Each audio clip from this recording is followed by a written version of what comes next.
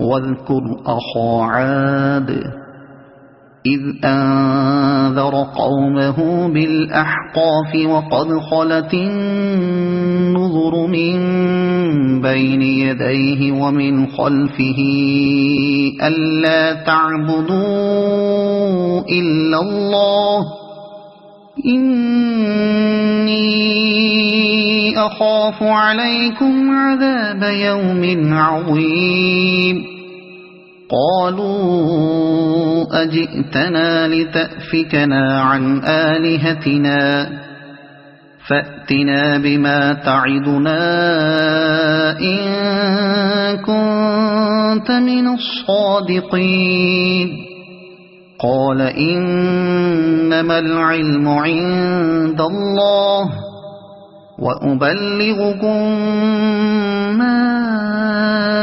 أرسلت به ولكني أراكم قوما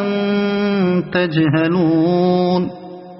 فلما رأوه عارضا مستقبل أوديتهم قالوا هذا عارض ممطرنا بل هو ما استعجلتم به ريح فيها عذاب أليم تدمر كل شيء بأمر ربها فأصبحوا لا يرى إلا مساكنهم كذلك نجزي القوم المجرمين ولقد مكناهم في ماء مكناكم فيه وجعلنا لهم سمعا وأبصارا وأفئدة فما أغنى عنهم سمعهم ولا أبصارهم ولا أفئدتهم من شيء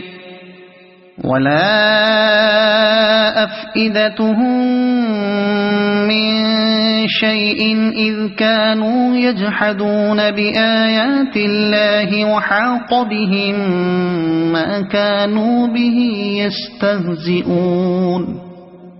ولقد أهلكنا ما حولكم من القرى وصرفنا الآيات لعلهم يرجعون فلولا نصرهم الذين اتخذوا من دون الله قربانا آلهة بل ضلوا عنهم وذلك إفكهم وما كانوا يفترون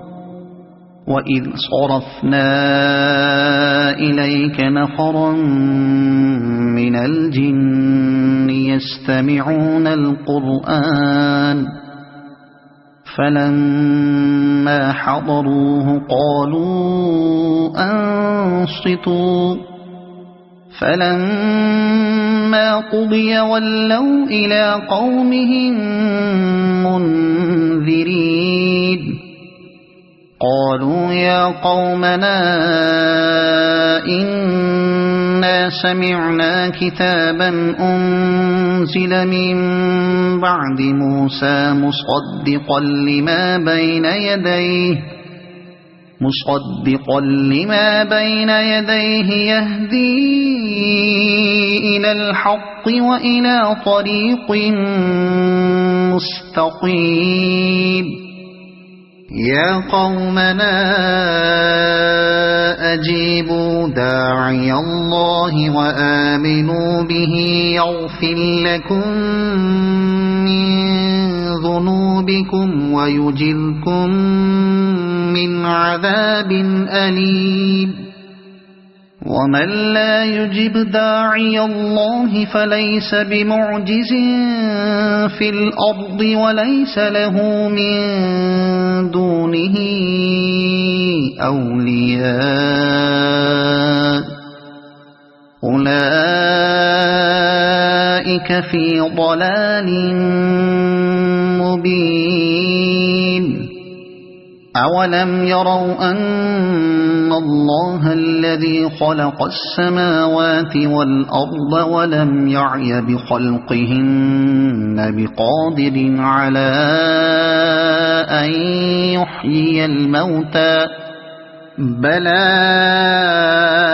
إنه على كل شيء قدير ويوم يعرض الذين كفروا على النار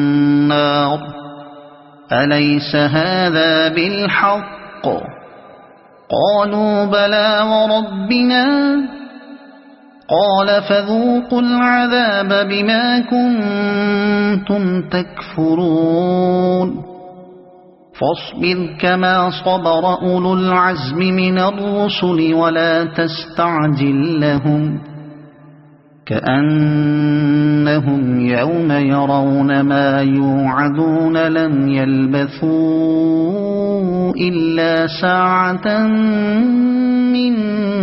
نهار بلاغ فهل يهلك إلا القوم الفاسقون